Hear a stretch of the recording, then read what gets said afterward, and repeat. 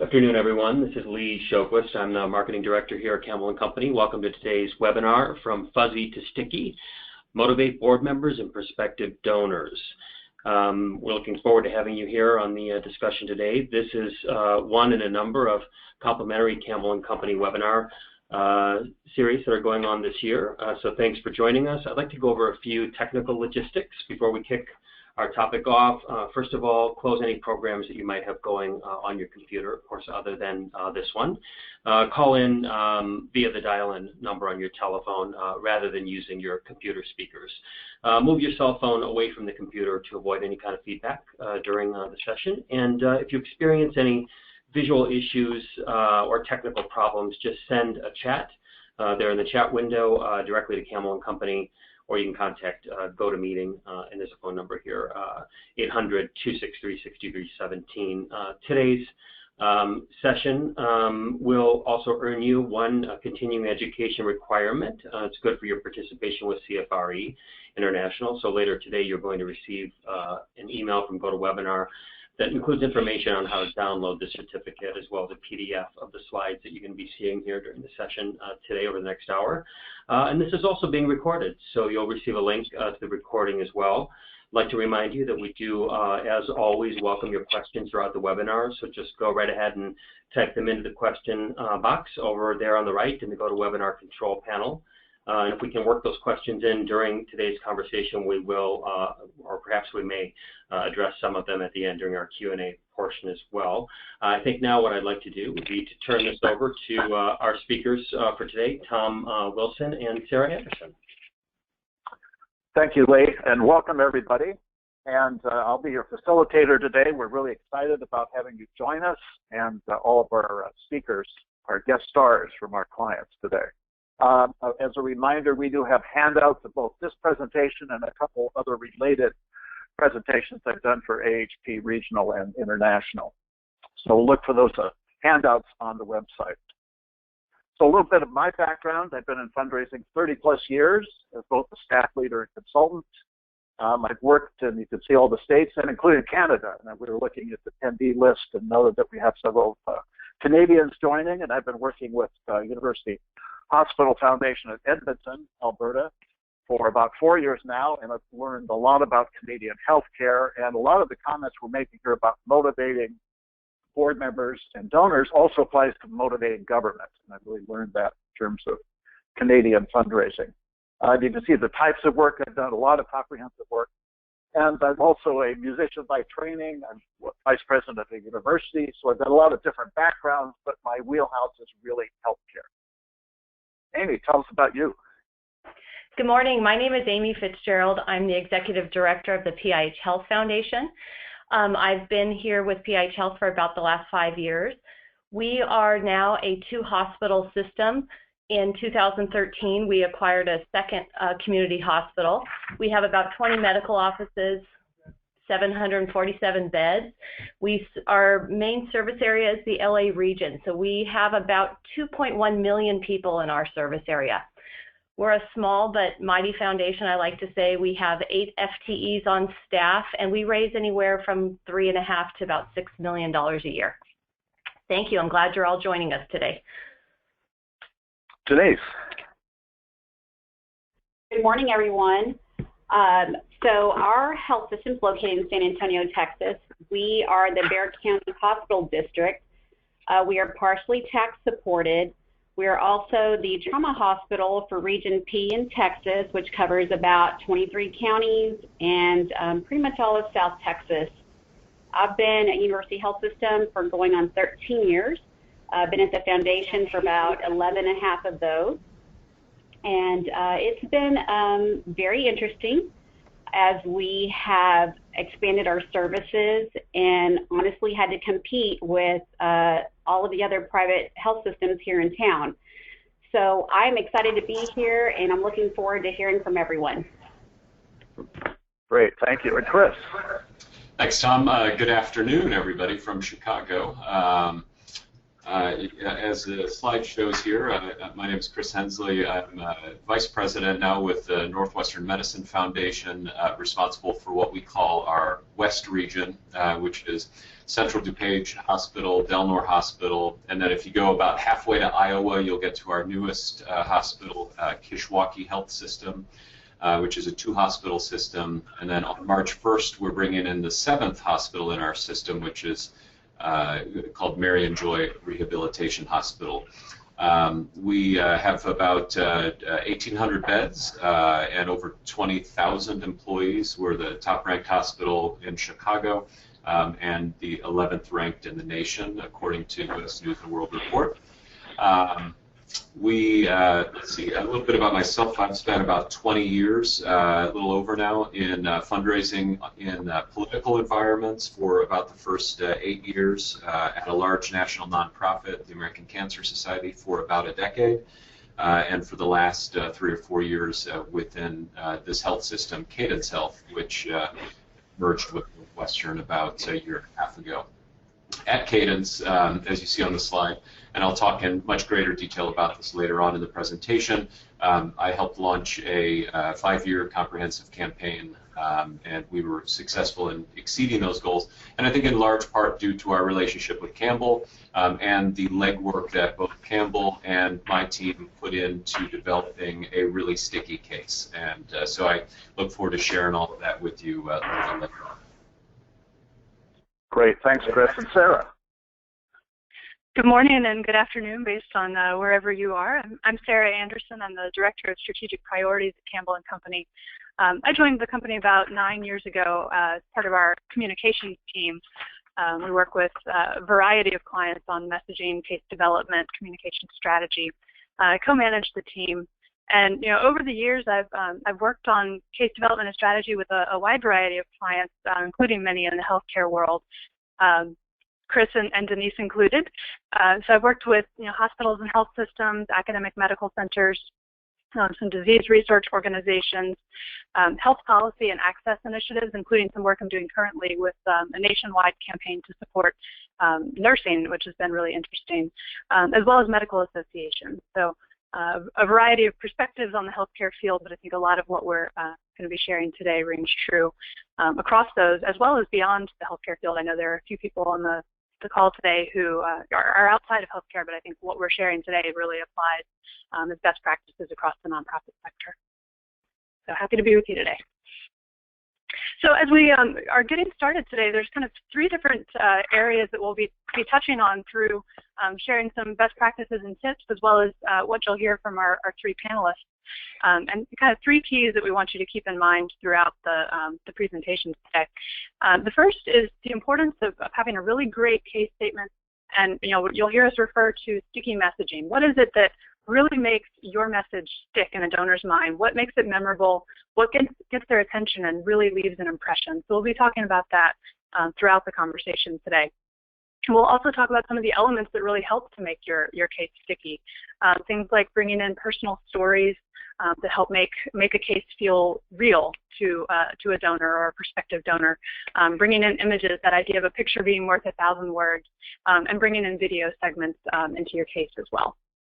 And then we'll also talk a little bit about techniques for sharing your case with your donors, and really not even just sharing it with them, but involving them in co-creating your case, and having it be a really collaborative and donor-centered process where you're hearing from them what's resonating, what's important to them, and how do you bring those elements into how you're sharing your story.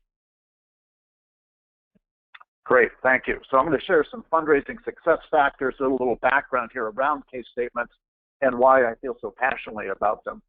And then when we do a feasibility study, a philanthropic market study, a campaign planning study, we look at these 4 elements and say, how do we blow up each of these balloons and make them stronger and stronger? And I've been very passionate over time around case statements, and I started my fundraising actually as a capital campaign consultant, went into staff work and did annual funds. So I've always had this habit of, you've got to have this great case statement. One of my colleagues in Boston, he and I argued because he said, well, I get a great leader and I can have a lousy case and I'll still win. And I always say, well, I won't find that great leader unless I have a great case statement. So it's kind of a fun discussion. So it's not a perfect system, but I think it's really important to get this sticky message out there to make a difference. So what makes a case statement great? We said this clarity with the glasses.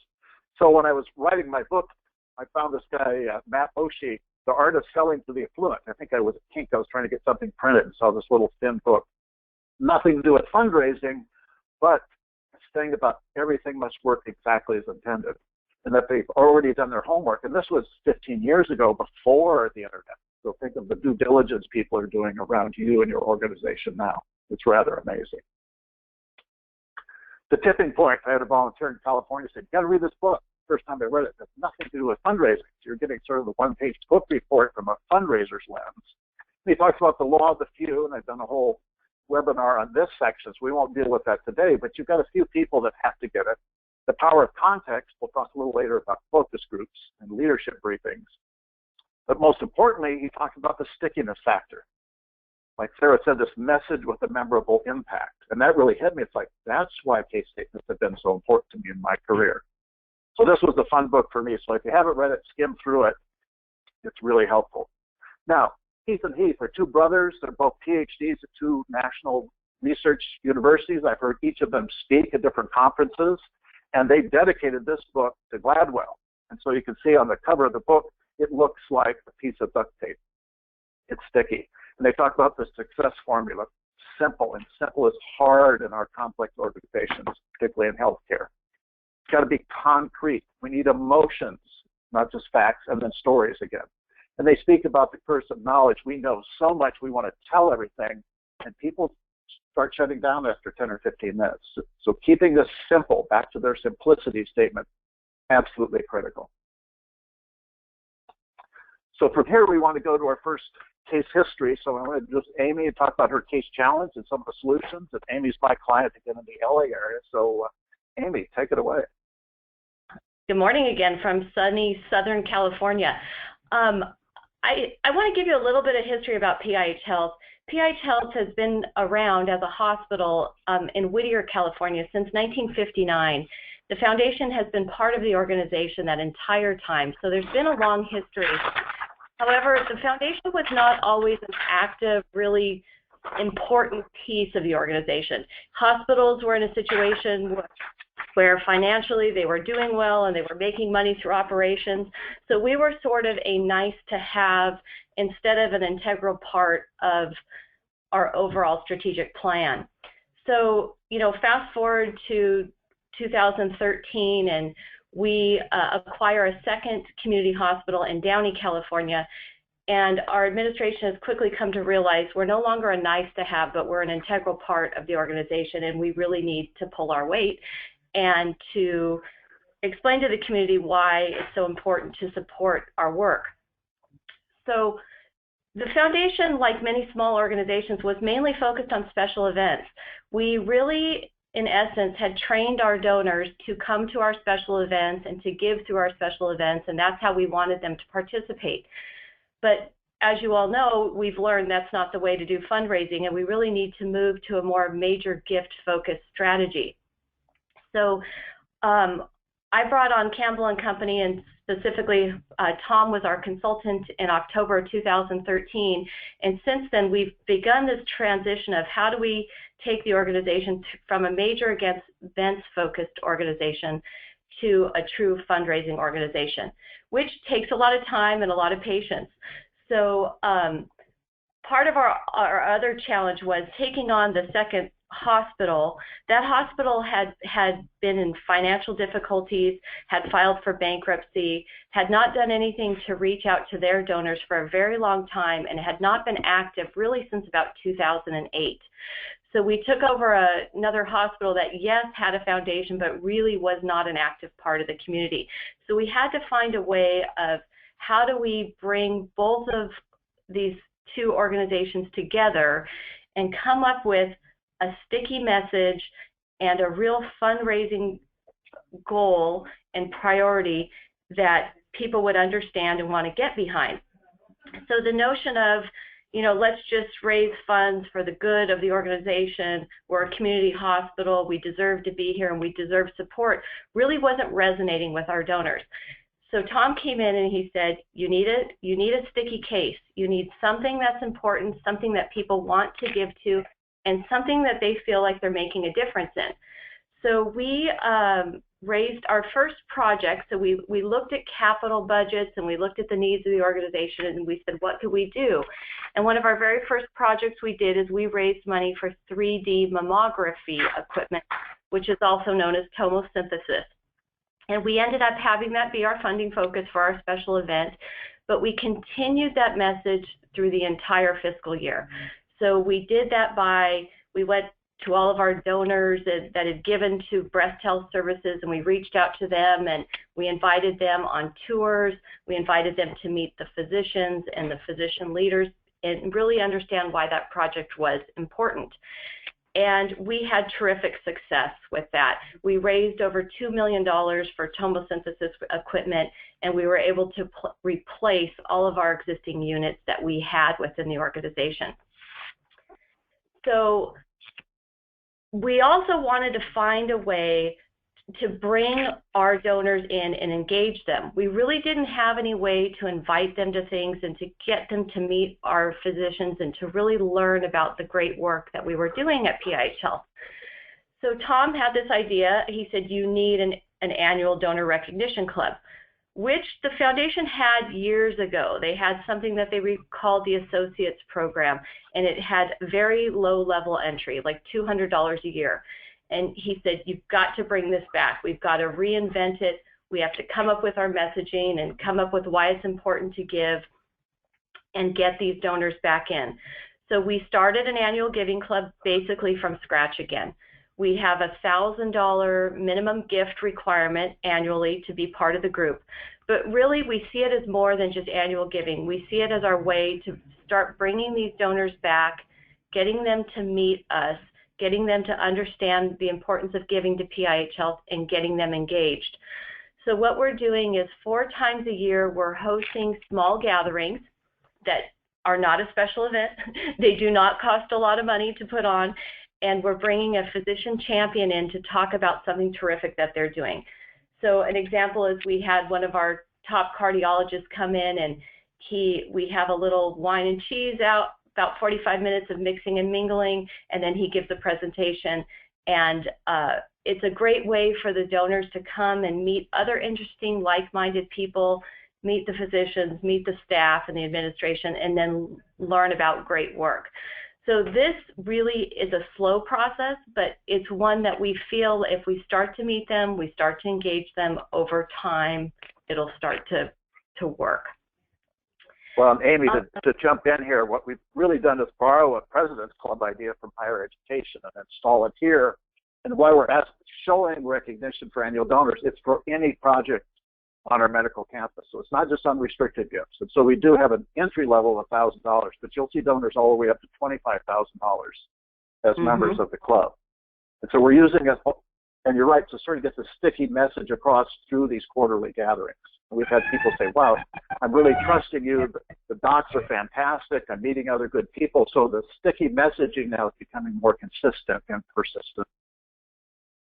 Yes, that's right, Tom. One of our other challenges that I'm sure some of you have also faced is we didn't have a very engaged board, and they didn't have an active role in fundraising here. So we've done some other work on board engagement. We actually redid our entire board structure with the help of Tom and Campbell Company. But we also are using these small gatherings to engage our board members and our trustees to lead and host these.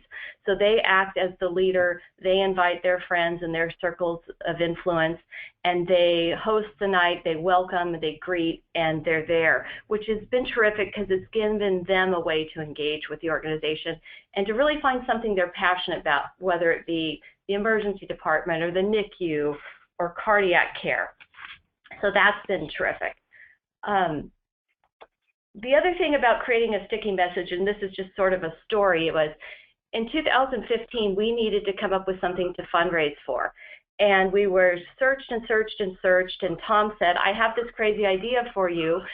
How about raising money around your spiritual care department and your chaplains program? What about focusing on the great work that they do? And Tom had had some success with this in the past, and I said, you know, let's go and meet them. So we went and we did all the groundwork, and we met the chaplains, and we sat and talked to them. And I brought it back to the board, and I brought it back to some other committees, and it was a tough sell, I have to say. They all said, how do you quantitatively measure the effectiveness of chaplaincy program and spiritual care and things like that, and how do we know it's making a difference, and how do we know our patients like it? And we had to overcome a lot of hurdles, and Tom was right there with me, and it ended up being, they ended up agreeing to do it. We went forward. We raised, last year, we raised, let's see, about $600,000 in cash and outright gifts for chaplaincy, and we raised another $700,000 to begin an endowment. So we're going to try to endow the spiritual care department at PIH Health, so it's always part of the organization, and the work they do is always part of that. So that was an interesting. Amy, go ahead, Tom. Well, Amy, at the back of this, we've got a resource page. We actually have a link to the chaplain spiritual care video that we did at PIH Health, so you can look at that. So again, it was about storytelling and hearing from both patients, families, and even staff members where the chaplains have helped spiritual care that really drove home the point and made this successful. Mm-hmm. That's right. So, you know, some organizations have strategic priorities, and their administrators come to them and they say, we have these 5 top funding things we need done this year. We're a small shop, so we kind of push and churn, and we say, what could we do? What could we find that resonates with our donors? And we help our administration craft the plan. So for 2016, we looked through our multi-year capital budgets. We met with physicians. We interviewed administration, and we tried to figure out what is the need. So our organization actually needs 2 new CT scanners this year.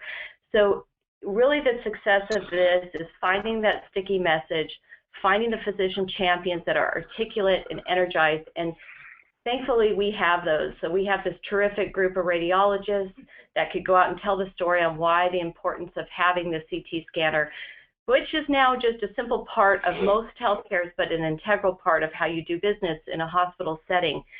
So the other thing we look for, and I know organizations do it differently, but since we're now 2 hospital system and this is new to us, we tried to find something that would resonate in a funding focus that would bridge both campuses, something that both campuses could get behind, both groups of physicians, all the donors could get behind. So spiritual care did that, it bridged both campuses. Tomosynthesis did that, and now with our CT scanner, it's doing that for 2016. So this will be our funding focus for our annual gift club that we created, the Circle of Excellence, and it'll resonate through everything else we do this year. But honestly, I could say it's because I think our success has been because we found something that really resonates with donors, we've stuck to it, we've developed a sticky message or a case statement around it, and we've found champions to help us. It's almost all those pieces that have come together that have really helped to propel us forward. And Amy, it hasn't been as easy as this looks on paper, because we had a long list of projects, a 5-year plan, and we talked to administrators, tell us about this piece of equipment, and we had several that didn't pass the test. And one was a scanner they had in a parking lot in a rented truck, and they said, well, we want to put it inside and we don't have to pay the rent. It's like, well, that's great, but there's no difference of patient impact. And so we said, we'll pass on that. What else do you have? And so as you look at these projects, you do have to have that lively dialogue, respectful of saying, what's the difference to patients? When we're all done, what's the difference? So we've been excited by this set. Mm-hmm. So, and our 2017 search has begun because, as you know, we have to look ahead and have things on the radar, and we'll start that process all over again of trying to find funding focus that we can get behind. And in addition to these large ones, we also do a lot of smaller pieces throughout the year through direct mail and through other, you know, just major gifts that come in that donors would like to fund. But we've really had the success because of this, because I think in the past the message was just give because we are a community hospital, we're great, and we're a vital part of the community, which just didn't resonate with the donors. Very good. So Chris, Denise, any questions of Amy before we move on to the next section? No, I'm just struck by the similarities in the process, and I'll talk a little bit about the similarities as well. Likewise. Okay. All right, good. So why is it such a challenge to make a great case statement? And when I've done interviews, I've come back and said, here are all the reactions to their case. Some of my clients have been so puzzled because they're saying, why are we getting all this different variety? Why aren't we getting one single response to our case? So that caused me to do some homework. So I'm going to share with that as we go forward. Part of it's generational differences. And I think Amy's touched on a bit. The sort of old guard philanthropists are saying, well, I just feel good about you. Here's my money. And Amy and I talked to one on her group that gives $40,000 a year. And we said, so what do you want us to go for, a project or anything? He goes, no, I just love the hospital. We're fine. But he's a bit of the outlier now. We're getting much more new folks coming in that really want to see impact, measurable return on investment. Men and women react differently to case statements. And we've done some research around that. And particularly as women have gone into careers and make their own money, they're acting more like men. But if it's inherited money or husband's money, they feel differently because they didn't generate it. So again, we're seeing some changes generationally over time, but also some differences because women feel like they need to protect family members and relatives and neighbors, and men are just like, everybody stands on their own 2 feet. And I'm generalizing, of course. Readers and listeners, I'm a Peter Drucker fan, and he said, you've got to realize the world's like right and left-handed are readers and listeners. So that's why when I do presentations, mostly because I'm a school teacher, but I always like the bullet points so people can read a little bit and then they can listen. So you got to realize as you present your fundraising story, you need that variety as well. Then 4 listening styles, and you can tell by now I read lots of books, pick up little tidbits. So this is 2 PhD psychologists thinking about listening, and they said they categorized everybody into these 4 styles of listening, and they said actually the way you listen is the way you present and talk. So they talked about action people, and I found out I'm one of those because I love bullet points. You've got the people, and they want people stories. And I've seen some case statements from hospitals where I come in to sort of restructure the campaign. Picture of a new tower, not a picture of a person or patient in the whole case statement. So people like my wife, that would drive them crazy. You've got the content people. They want to know every detail, and you can give them that background information. And then you have the time people that got to be fast. And so as you're presenting a case, you don't know who's in that audience. So your case has got to be resonant enough to cover those styles. And then there's the 7 Faces of Philanthropy. And on this chart, you can see this is older research. People had $1 million in the bank. They've given gifts of $50,000 or more. And here are the percentages, and you can see communitarians, gigantic. And the investor types, which we thought drove fundraising, are quite small. And then there's the socialites, the party people. So we'll always have a few special events, Amy. I'm sorry. Yeah. And then the altruistic, and this is what everybody thought when I worked at the university, all the faculty thought, well, everybody's altruistic. They're just going to give because we're here. Well, it's actually pretty small. So as you look at all of these motivations around giving, it causes some case challenges. And Sarah, you might react to all this. I'll go back to the last slide. Yeah, I think with the readers and listeners point in particular, what you really want to be looking for there is making sure that, if you have content in a presentation, and again, you want it to be simple, you want it to be sticky, something that people can remember and take away. You want what's on your slide to really match, what you're saying. You want those messages to sync up so that people are hearing it, people are reading it, they're having multiple ways of kind of getting that message and really having it sink in. And then I think another thing that really speaks to the different listening styles that you were talking about, Tom, is that, some people are going to respond to the data that you're sharing about, the number of patients that you're serving and how you can improve that impact with donor investment. Some people are going to react to the emotion and the stories, and we'll talk a little bit more about stories in a little bit. But you really want to have both elements in your case and in your messaging. Some people respond to both and really need both there to feel like they're getting hooked in and can get passionate about your story and your vision. So having the data, having the emotion and the stories are kind of equally important. Good. The other thing we find on the West Coast, because I live right by the Silicon Forest here in Oregon, but deal a lot in the San Francisco Bay Area and Seattle, we have what I call quantitative donors.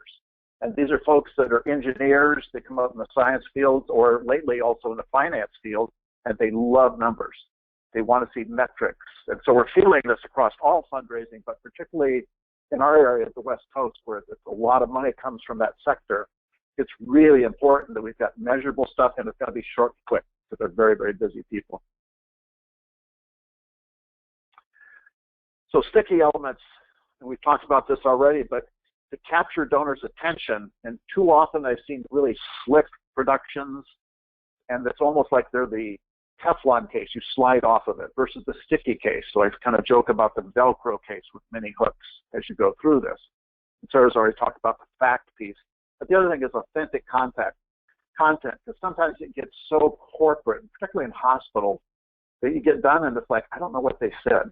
And so back to those stories. And again, our panelists, any reactions to any of these slides?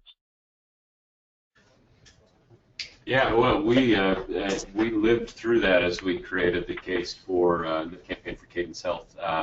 Where we wanted to use specific language that was that we thought would appeal to a donor audience, but our either marketing or our legal department said there were certain things that we couldn't include for various reasons.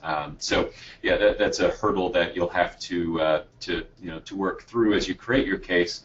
And I would just recommend that I think the most important thing as you create case is building allies, allegiances, relationships, whatever you want to call them, throughout your organization, because you never know when somebody in marketing or somebody in legal has an issue that you have that relationship, you can kind of talk it through.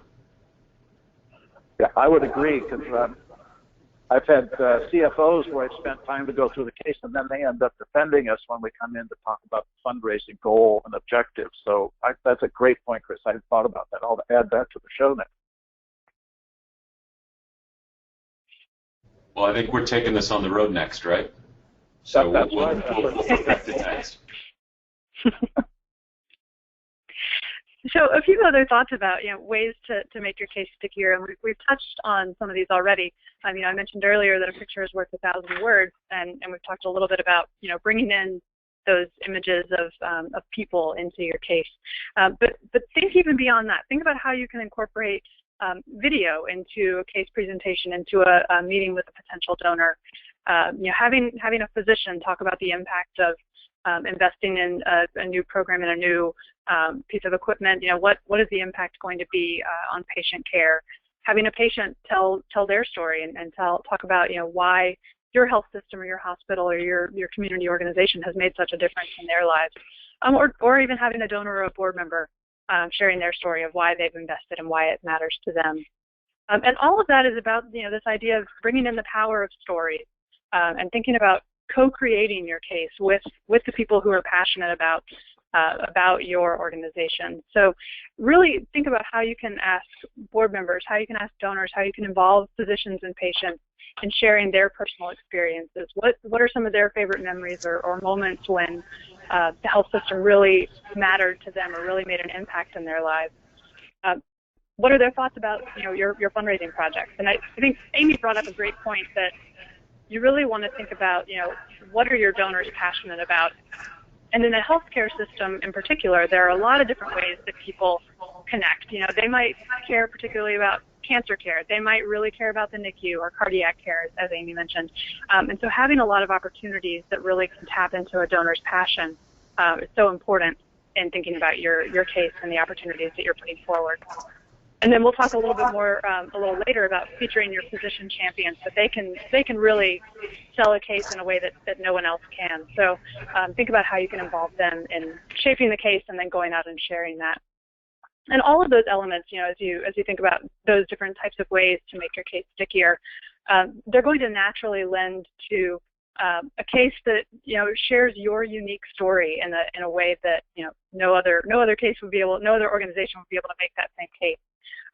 That really speaks to the impact that you're going to have through your vision, and it lends a sense of urgency to why this matters and why it matters now for your hospital or your organization.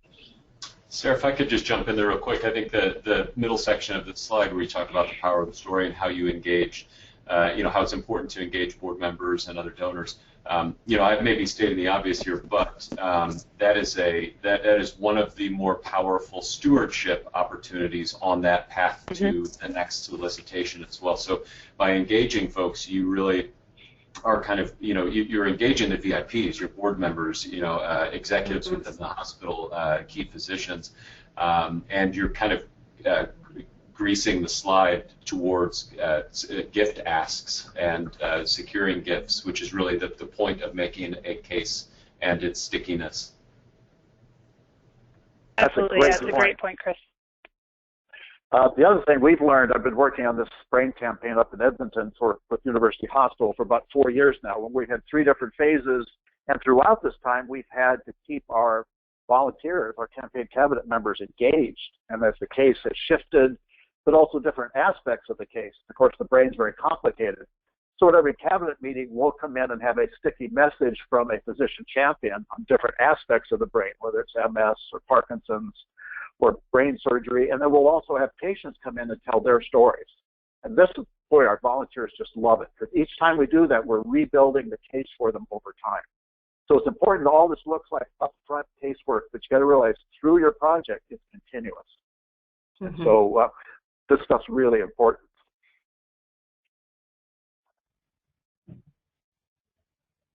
So with that, let's go to Denise and our case challenges there.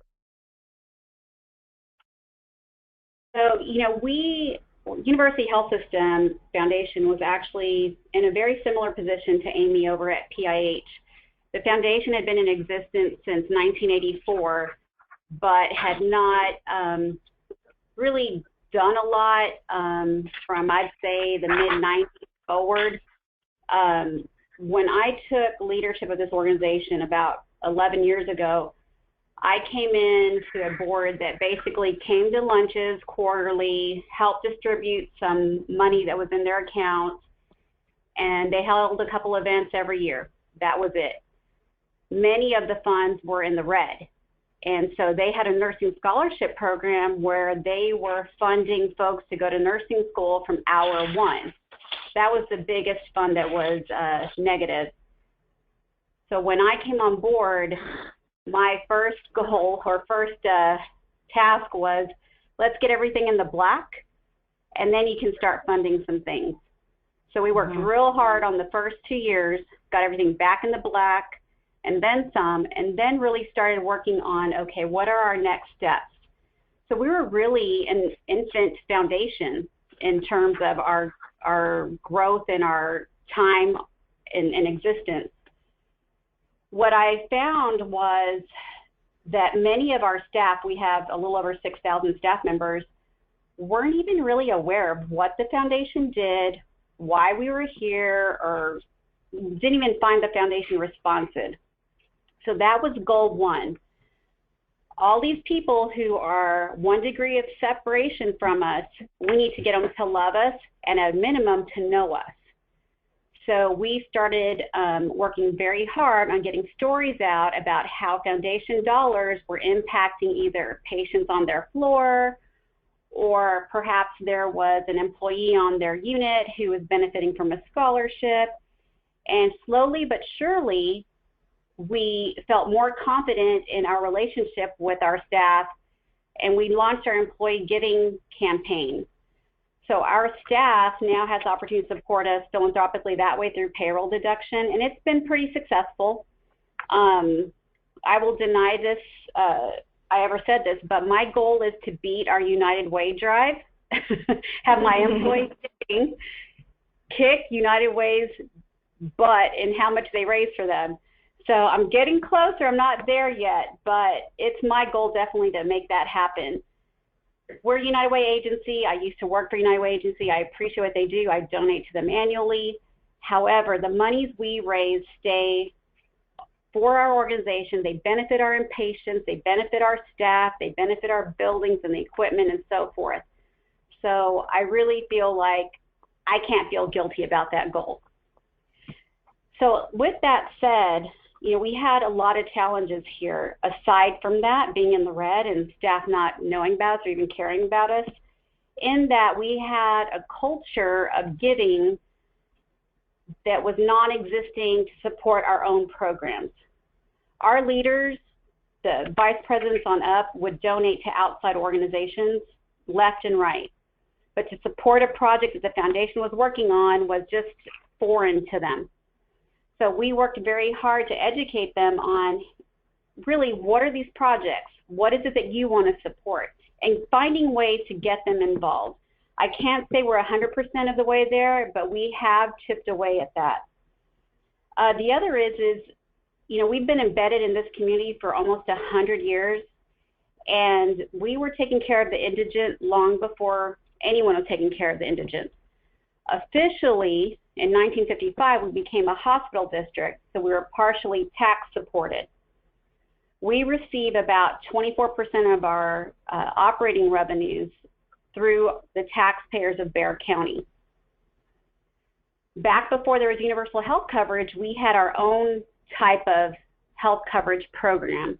It was a membership program, and based on your ability to pay, you would have a monthly fee that would give you access to PCP, and if you needed, specialists, and you could pay for your prescriptions with co-pays. Once universal health coverage rolled out, we have really shifted away from that model. We still have a small percentage of folks on that program, but only because those are mostly our homeless folks who we take care of. One other part of our mission is teaching that next generation of healthcare professionals. So we're the teaching facility for the UT Health Science Center of San Antonio. So their residents come through. We have their professors here. Their attendings are rounding with them twice a day. And then we have many fellows who stay on depending on what type of program they're entering. Aside from that, any nursing school in town or any allied health school in town, their students are rotating through our facilities at some point in time. And they are learning about our organization. And if they're good, we're going to recruit them. We're not shy. The other challenge that we saw as a foundation, and we were raising some annual money. We moved on to some great events and wrote some nice small grants, was that all of the usual suspects in town were already associated with their own philanthropies. And many of those allegiances were solid. So in looking at our organization and understanding, we really haven't stewarded any relationships that could garner us those major gifts. We said, let's look at some new strategy. What else can we do? Everyone knows about the transfer of wealth. Well, beyond that, there's also a young professional generation that haven't really tied to any allegiance as yet. So we're going to go after them. We're going to build some relationships with those young professionals and hopefully steward them on into their golden years. When we started looking at our campaign, it wasn't a capital campaign because we built 2 new buildings to the tune of almost $900 million, which we are paying for through different bonds and so forth and through operations. There, at this point, which we're about 4 years into this, there has been no increase in tax revenues for the taxpayers.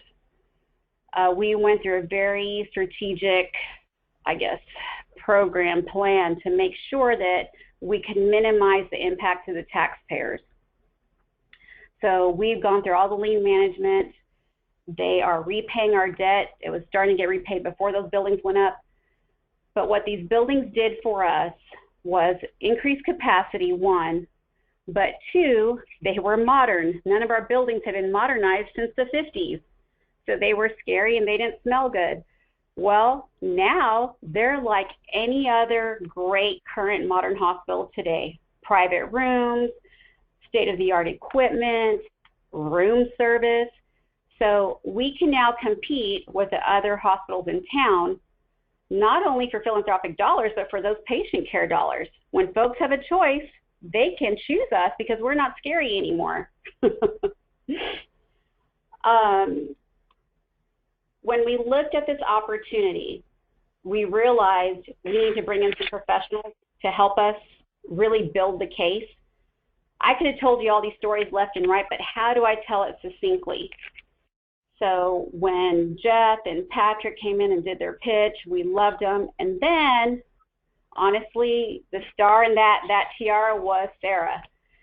She came in, interviewed all of our service lines, and came away with some written points that were succinct. They told the story, and honestly, there's a little nugget in there for all types of readers. It was so good that our corporate communications vice president said to me, we've never had a consultant come in and get us on the first go-round. You know, and that was huge for me because I knew we had picked the right team, and I knew we were going to get some really great materials out of it. Sarah, do you have anything to add to that? Well, just that you're too kind and you flatter me, Denise. But yeah, I think that University Health System has such an interesting story to tell because you do play so many roles in the community. You know, as the county hospital, as the trauma provider for the region, teaching hospital, there are so many aspects of the mission of University Health System that it makes for such a compelling story, and it makes for a way that you know, there's so many different connection points that people can have with the health system. And I think, you know, you mentioned that we're overcoming this idea of just serving the indigent population and just being, you know, the hospital for poor people, and bringing in all these other elements of what you do for the community and the impact that has. And so I think that was a story that was just waiting to be told, and so we're excited to help bring that to life. You know, and one other thing you mentioned, Denise, that I wanted to just touch on again, you talked about, you know, educating the vice presidents and physician leaders about the idea of philanthropy and why it's important. You know, we went through this process of interviewing service line leaders to gather some input from them about, you know, what are your wish list items? What are some of the things that we can bring to donors that would help in, you know, in your area of patient care? And that's not just a process that's about, you know, drawing up a list of projects. It's a process that is so important for those service line leaders, for the vice presidents across the health system, because it's a part of the educational process for them as well, in understanding how philanthropy can make an impact and within the business line of the health system as a whole. I couldn't agree more. You know, Chris mentioned having some allies in those other departments. While I'm a separate 501c3, I technically still have to clear all my stuff with the health system leadership. So that means the marketing team, the corporate communications team, our CEO, our CFO, our COO, you know, and even though you clear it through your own board and it's gone through a couple of clearances through them, don't be surprised if something gets pulled back when you're doing a presentation or something. You know, case in point, I was presenting our case statement to educate, another education opportunity with our vice presidents at their associates meeting. And one of the opportunities for support was endowing some trauma leadership positions. Those folks get paid by two organizations, my organization and their health science center. And that is a unique item that's in our health system that not all of our local health systems have. There's no need for two trauma hospitals. We are the trauma hospital. But these leaders are very important for that continuity of care and that knowledge base. So I'm presenting the slide on endowing two of those positions so that way we can have some money should we need to increase their salaries, or hey, they want to hire another nurse, we've got some money for them. And again, this had been cleared all the way around. Well, unbeknownst to me, our former COO marched into our CEO office and said, I don't agree with this. There's already too much money on the table, blah, blah, blah. So that went on for 2 days. Let's just say it was pulled at that time. She's no longer with us, but it's back in the deck now for support. But it just never hurts to get everyone's eyes on it and get their support and get their understanding of what are these opportunities for philanthropic support. Because I am still educating some of these vice presidents on what it is that we're working on. I cannot tell you how many times I've heard them say, oh, the capital campaign for University Health System. No, sir, it's the campaign for University Health System. The buildings are built. They're up, they're running. We're supporting these specific programs where we no longer have operating dollars or public dollars to support or enhance these programs. So it's the campaign. Anyways, it's been interesting. It's been a big learning curve. We've experienced some success, but it's still ongoing. And we do have some opportunity on the horizon, and we're looking forward to the challenge. It's been fun. Yeah, absolutely. And Tom, if you can put up the elevator card screenshot, I just wanted to show that briefly. This is one of the pieces that we developed with Denise and the team. It kind of supplements a broader kind of case brief or brochure type document.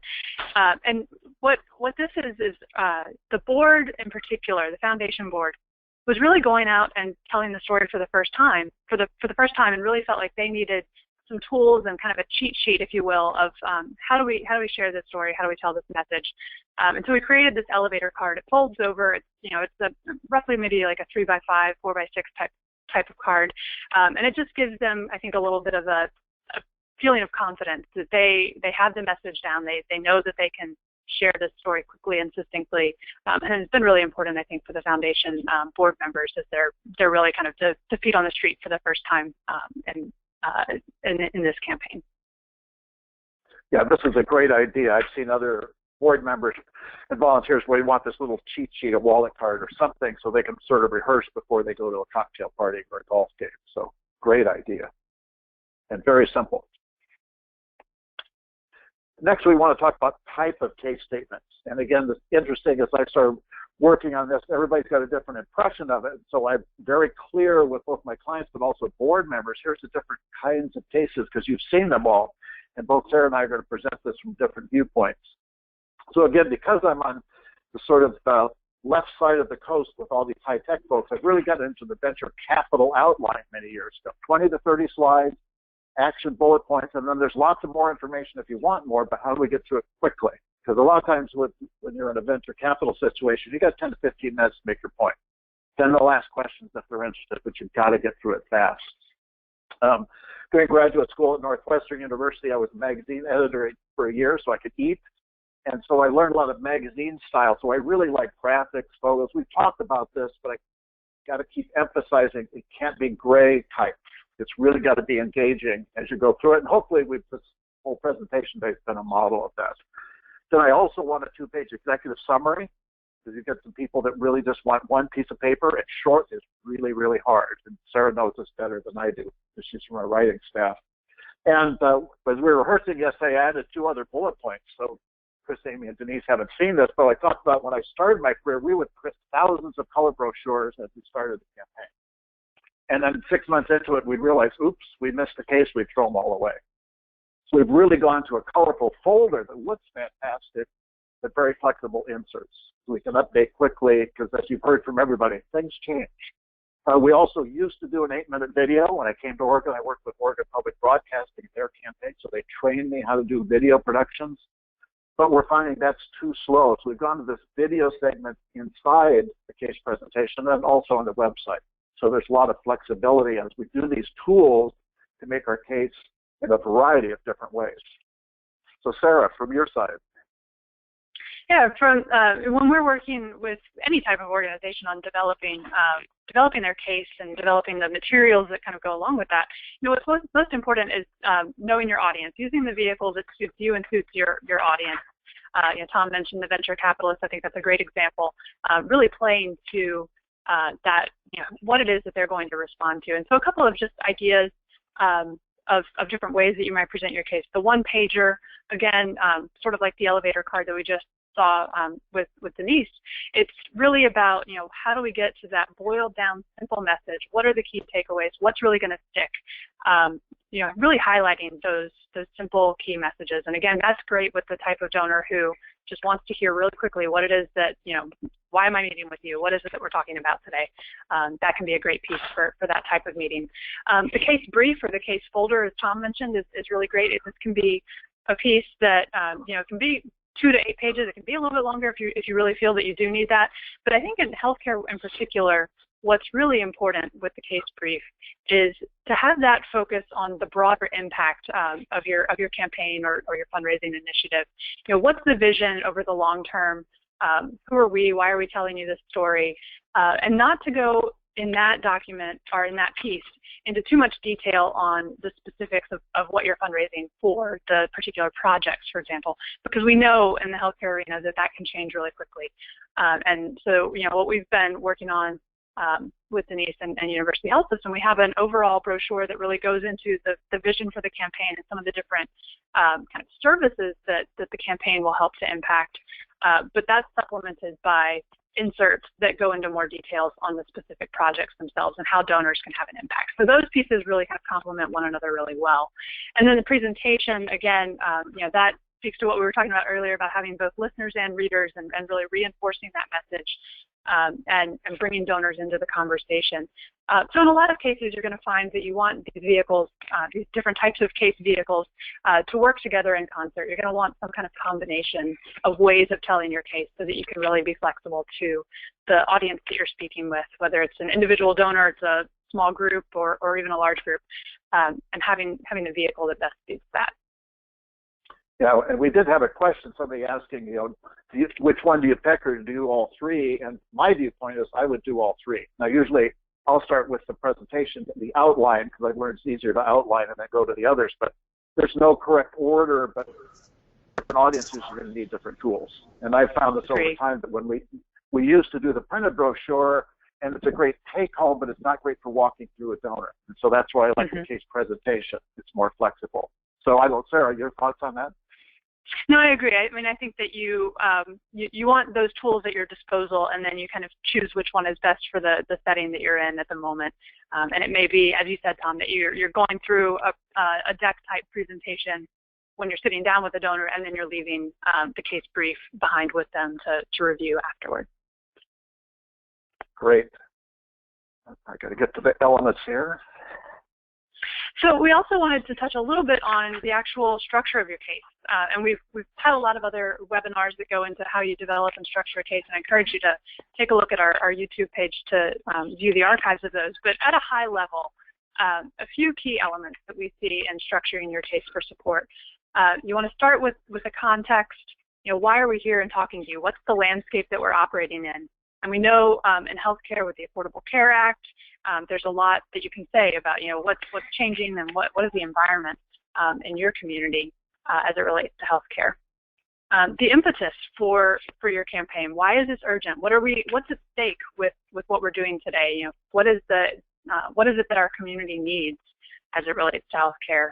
And then that leads very naturally into talking about your vision and what will be different as a result of your campaign. So what's the impact that you hope to have and the progress that you hope to make with the assistance of your donors?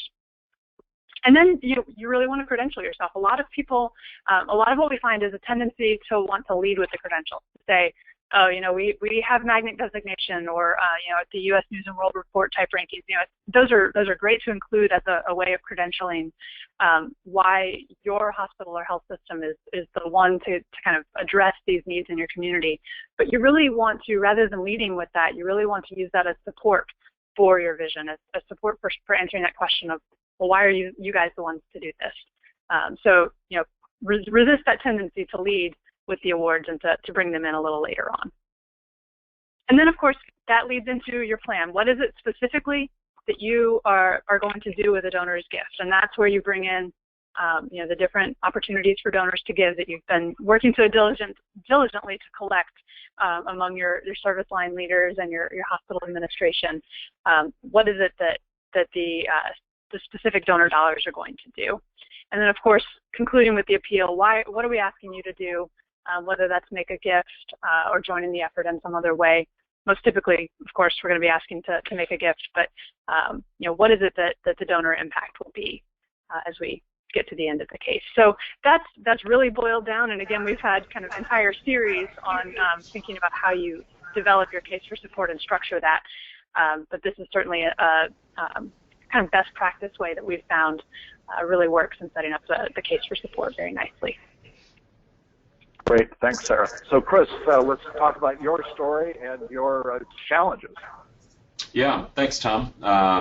So, I think like Amy discussed earlier regarding PIH health, and Denise as well, Philanthropy has always been a critical component. In fact, I would argue that philanthropy is really what created Central DuPage Hospital, which is a large regional medical center about 30 miles west of downtown Chicago. And philanthropy is certainly what helped create Del Nor Hospital. In fact, the name Del Nor is from the key philanthropist, Delora Norris. So it's taking a little bit of her first name, a little bit of her last name, and created the name of the hospital. So philanthropy's played a critical role.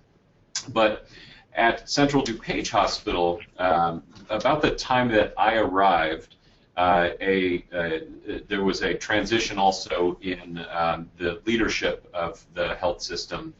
The longtime CEO had just retired, and he, to maybe my detriment, but maybe to my benefit, had no interest in healthcare philanthropy for the 10 years that he led this health system.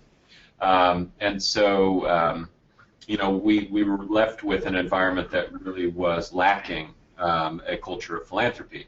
But the upside to that was that the new CEO, who had been the president of the hospital for much of the last 10 years, president of Central DuPage Hospital, really was a champion for us, and so that made you know, our job quite a bit easier because doors were open.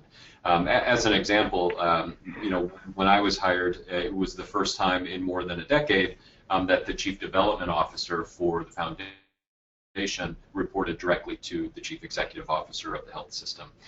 One of the other issues, you know, with that predecessor CEO was that, look, he was remarkable in his success in building a wealthy health system, and so we had you know, this problem of a really wealthy health system, and you know, donors questioning, why do you need my money? We had just built a $250 million bed tower. We had just built a $150 million proton therapy cancer treatment center. And I think a lot of people were looking at our hospital as a five-star hotel as opposed to a charitable organization that was in need of philanthropic support. And so that made the creation of our case document that much more important. So prior to my arrival, the decision had been made to hire Campbell Company, and so we worked closely with Sarah, who you've heard from quite a bit today, but also Adam Wilhelm, and I hope Adam's on the phone. You know, he was not only our consultant and instrumental in helping us get to the point of launching our campaign, to the point of creating our case statement, but really became a part of our family. And so I can't say enough about the partnership that we had with Adam.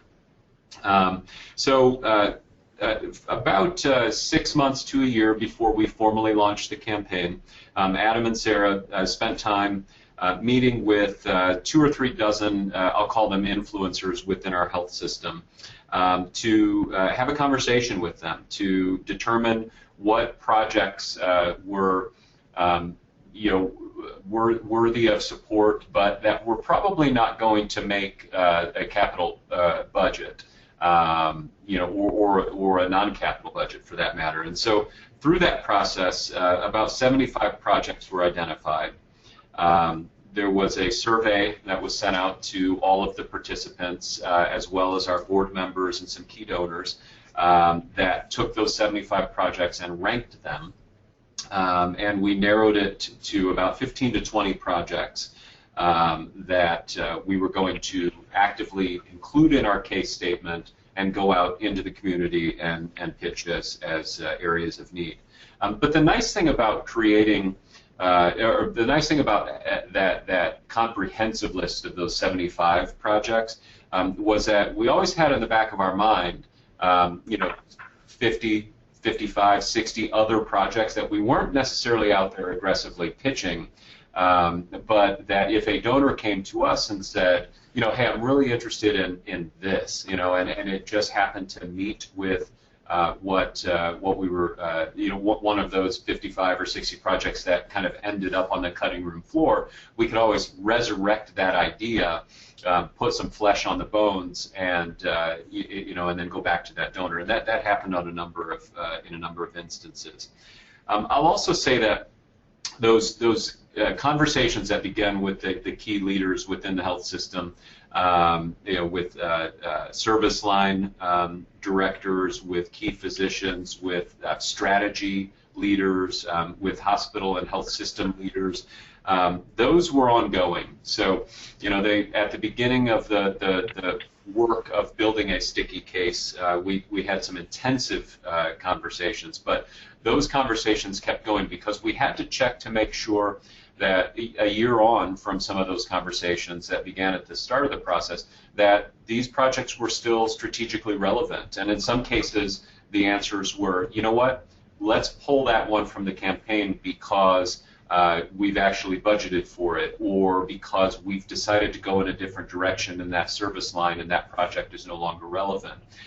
But in many of those follow-up meetings, they would say, but here's what is relevant now. And so that would give us additional new ideas of areas of need that we could pitch to donors. So we took all of that. We created the folder that Tom talked about with the single-page inserts, all written masterfully by Sarah. We created, in addition to those one-pagers, a booklet, maybe a 15 to 20-page booklet that gives kind of a high-level, very,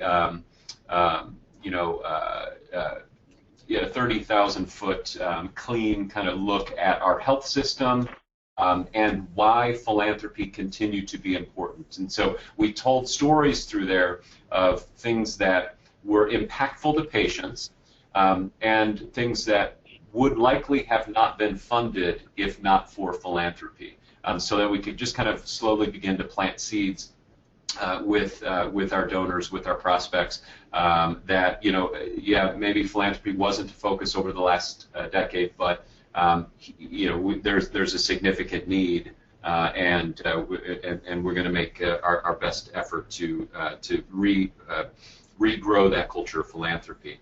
So we created several case documents. The overview booklet I talked about, the one-pagers, we had about 20 of those one-pagers, and Tom's exactly right.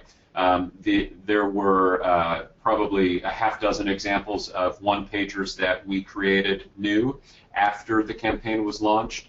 We had a leader physician in neurosciences who passed away during the early stage of the campaign, and there was a group of donors and board members who came together to create a campaign for an endowment in that doctor's honor, and so we created a new one-pager for that. The palliative program, palliative care program, also came to us and said, we need help. Would you consider including us in the campaign? It had been one of those cutting room floor kind of ideas, projects that ranked close to the top 20, and the palliative program insisted that they had a donor base that would be supportive, and so we went ahead and added that in as well. So all of those went into a nice professionally created folder. We also created a video. I don't believe we have a link to the video in this presentation, but if you go to our website, nm.org, and go to the philanthropy page, you can see the video there. And if not there, you can look me up on LinkedIn, and I know the video is on my LinkedIn page. We also did segmented videos, as Tom talked about. So we had videos from a physician's perspective, and we interviewed probably 8 or 10 physicians. All were highlighted in the video, talking about the impact that philanthropy makes in their work, talking about why they give back themselves, and encouraging people to continue to support healthcare in the western suburbs. And then the final piece we haven't talked about yet is we took that entire case document and we put it into an interactive web app that we all had on iPads that we could take out and share with donors as well. And so that was important. As Tom talked earlier about the different generations of donors, the majority of the people we were going out to were baby boomers and the GI generation. And they wanted paper. In fact, when we launched our campaign, we had an event with 250 people. We put a copy of every one of the case for support at every one of the seats, and those people ate it up. But we also had people that didn't want paper. They wanted to go deeper into the case, and this app enabled us to do that in a way that the case wouldn't. A one-pager can only tell so much, but this app really enabled us to take a much deeper dive. And so we had projects that really ran the gamut from capital to technology to even startup activities. And Tom, on the next slide, one of the success stories, I think, the outcomes of creating this sticky case was a Ronald McDonald House. Now, it may not have been the case. It may have just been that everybody understands what Ronald McDonald House Charities does, and it's an easy sell. I would think it's probably the easiest sell of the campaign. In fact, there were times within the campaign that I was concerned that Ronald McDonald House effort was kind of sucking the oxygen out of the rest of the campaign. But it resulted in this 12-room Ronald McDonald House that is, literally about 350 steps from the front door of our pediatric department, and it helps keep families close. So it just makes this, incredible positive impact for patients and their families during what are really difficult times. And so we identified and we did this through the case development. These champion doctors, we filmed them 6 months earlier. They were in the videos, and one of those docs, the medical director for our affiliation with Lurie Children's Hospital, identified $1 million donor, really a foundational donor to the Ronald McDonald House. And then our auxiliary also stepped forward, and they committed $1.25 million. So raising $6 million to make this Ronald McDonald House a reality got really easy when we had almost $2.5 million committed through those two sources. But the campaign also attracted a total of 2,626 donors. And so it really was the probably most impactful and most recognizable outcomes in the campaign. One of the other projects that we focused on is this idea of taking medicine out of an institution and taking it back into the homes. And you see a picture here of a doctor. His name is Tom Cornwell. He's been visiting patients in their homes for the last 20 years. He's made 31,000 home visits himself.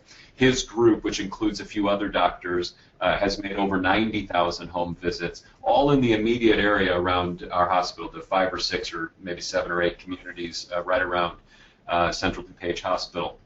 And so he at times would treat patients whose families were involved with our hospital, and one of those families was the former chair of our board. She was in a late stage battle against cancer, and after she passed away, her husband, who was on our foundation board, decided that he would give us a nearly $7 million bequest to begin to take Dr. Cornwell's work locally here and spread it across the country. And so that gift then inspired an individual philanthropist to give us a $15 million cash gift to literally build this new 501c3 startup called the Home Centered Care Institute, or HCCI. And they're now working with hospitals throughout the Chicagoland area and across the country to train them how to take healthcare into a patient's home. And this, as we're talking about, most of us are involved in some way, shape, or form in the transformation of healthcare and how we fundraise for care transformation.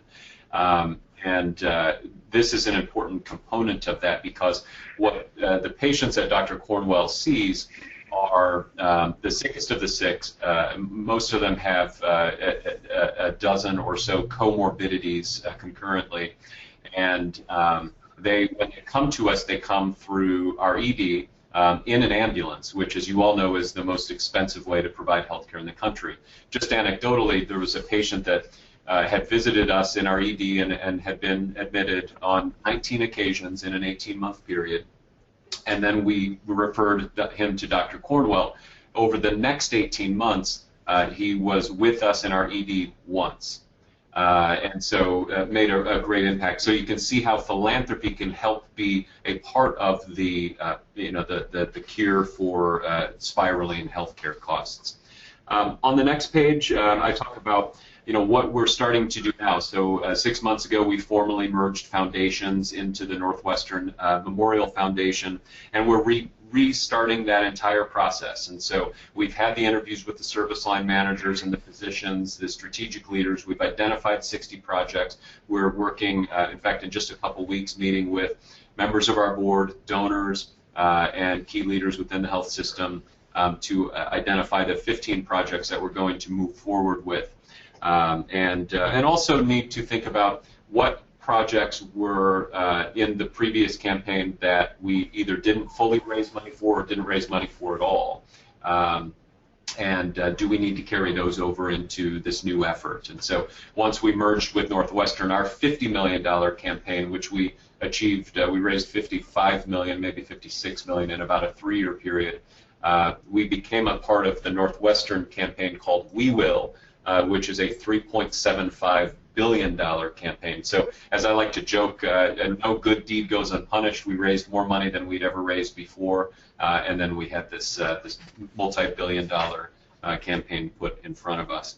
I'll just talk real quickly about our internal grant program. It's something that we instituted using unrestricted dollars, and our hope was that this would help establish that culture of philanthropy. And so we were given $500,000 a year in undesignated funds to encourage employees to say, I have a great idea and I think it deserves funding. So they would fill out an application, they would come to our grant committee, they would make a presentation, and we would decide whether we would fund them or not. That program continues under Northwestern Medicine, and it really has gone a long way to putting the foundation more readily on the radar screen of the people on the front line within the hospital and within the health system. And what it also does, my final point there, is that it really helps us build this library of ideas for donors. In fact, one of the ideas that came through this grant process was the creation of a pediatric patient assistance fund to kind of fill those unmet needs that many patients have and families have when they have a sick child. And we just secured a $100,000 gift for that proposal, which again came to us with a request of about $20,000. We were able to attract donors to it as well. So I'll stop there and we can move on. Great. And well, Chris, nothing else. I've gotten one good idea out of this from you. That internal grant program is fantastic. That's all I was looking for, is one idea I can use this week. So I appreciate that very much. Yeah, and Tom, it works at every level. I mean, we had $500,000, but you could probably do that with $50,000 or $100,000 as well and still make an impact. Exactly, and it gets people involved in philanthropy. It's great. And Tom, if I could just jump in really quickly, just to briefly touch on the process that we used in talking with service line leaders, both with Chris's team, also with University Health System.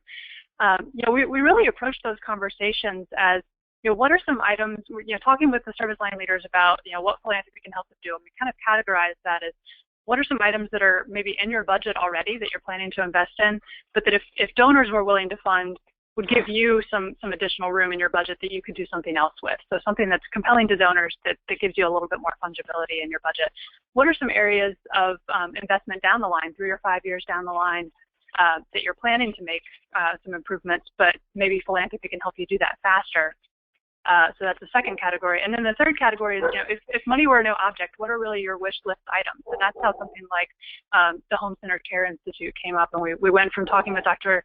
Cornwell about, what's some equipment that you need in your program to this idea of how do you bring your model across the country. And as Chris talked about, resulted in, $23 million in donations to help establish that. So really thinking about that broad scale of types of projects and investments.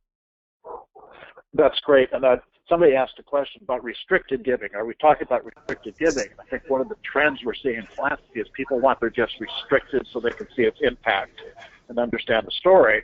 And Sarah, your point, if you go through the current operating budget, you pluck anything out of there, it's restricted to the donor, but it's already been approved and it's budget relieving to administration. So it's a win for both sides.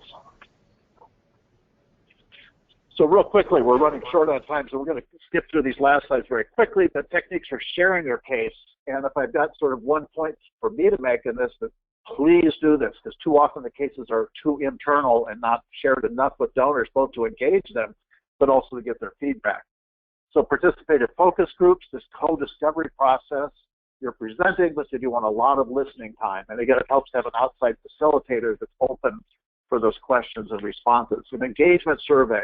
Use email, even snail mail with your older generation donors. One time I got a $500,000 gift from an unrated prospect through an email survey. Campaign planning study, feasibility studies. These one-on-one interviews allow us to, again, further engage donors, but also come back with feedback. And then any time for any project by anyone, you can do readiness interviews, discovery calls. What do you think about this project? You can go out and field test it and start getting that reality check from the marketplace of what do they think about your case. Is it really sticky? And Sarah, I think we're just going to skip through these tips for a great case. Is there any you want to speak to specifically? I think we've touched on a lot of these, really looking at, your case overall. The one right toward the end, I think it's tip 8, is really just about continuing to refine your case statement.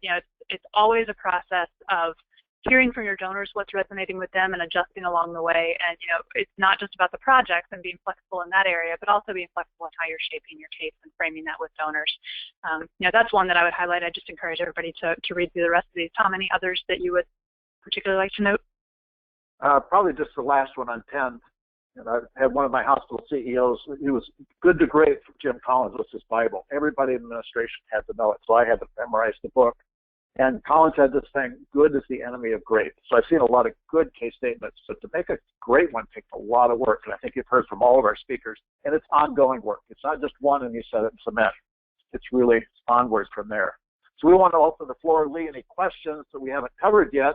And then we'll go through our panelists and have sort of final comments so we can wrap up on time. So Lee, what questions do we have? I think we've covered the couple of questions that came in. I don't think we have any in queue at the moment, but certainly encourage folks to continue to send them right now. Okay, good. So Amy, final thoughts? What have you heard that sort of strikes you from the other speakers, or any final thoughts at all? No, I just heard that it seems like we're all in the same boat and trying to develop our cases, and I don't think it matters the size or where we are institutionally, if we're a fully developed foundation or a small one just trying to get off the ground, that these are really valid things that you could do and take and really shape your case and just go with it. And I think one of the things that stuck with me is, I believe Tom said it, you don't need a shiny brochure or this fancy case statement to get going. Just bring out your message. And I think that's something I really learned to do, is bring your message to your donors, bring it to the physicians, sit and talk with them, and let them help you craft it. And we've gotten some gifts just through that process, sans a shiny brochure. So. All right, very good. And again, we flew through those 10 tips very, very quickly. They are in your handouts for this, so you can go through it. And if any of you want more time, certainly email me, and I can walk through online on the phone with you to go through those. So I know we rushed through those. The other question was, how do you weave your core values into your case? And I think, I've seen some cases where they say, here are our values, here's our principles, all that's okay, but it's rather pedantic. So what it needs to shine through is in your story. Here's the patient story, why, given our special value set, we've done this. So I would do it through storytelling, but there's other ways you can do that. Denise, wrap-up comments. Well, as Sarah can maybe attest to, when I meet with Patrick and then we've got our weekly calls, I always feel like we're underachievers, and we're not doing enough. We're not, out there hitting the streets hard enough. And today's presentation honestly made me feel a little bit better about where we are personally. And I was hoping to get a couple takeaways for myself, and I did. Thanks, Amy. Thanks, Chris. So I'm excited about that. But honestly, I would encourage anyone who's looking to, go on this journey to do it, but know that it's going to take some time. That was the biggest eye-opener for me. It didn't just happen in a couple of months. It took longer than that. Because by the time you really get your message together and what do you want to say, and then you get everybody to check off on it, it took a while. So, don't be in a rush. It's just know that it's a little bit of a process, but once you get through it, it's all worth it. Okay, good. Here we have another question. What do you, if you have a project where the hospital administration is passionate, but it flops with the donors? We had one of these recently. I was working for a client, and they wanted, senior corporate administration wanted fundraising for hospice, so I did a lot of work on our current hospice program for this client, some national benchmarking, came up with a great story. I got excited about it, and then I said, okay, so given this, let's go talk to the service line leader and the medical director.